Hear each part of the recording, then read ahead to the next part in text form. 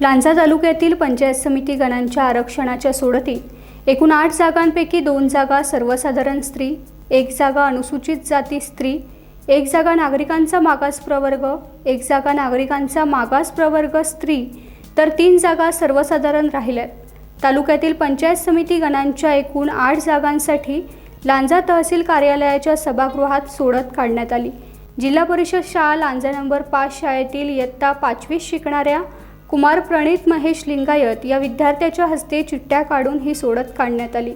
यावेळी उपजिल्हाधिकारी रोजगार हमी योजना श्रीमती हर्षलता गेडाम, लांजा तहसीलदार प्रियांका ढोले, निवासी नायब तहसीलदार अनिल गोसावी, महसूल नायब तहसीलदार सुरेंद्र भोजे आदी उपस्थित होते।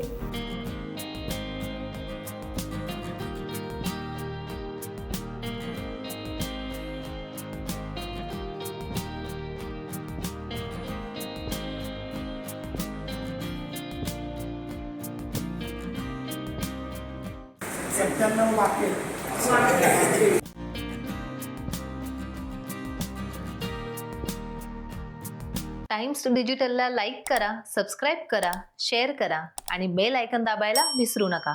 पाहत रहा टाइम्स डिजिटल।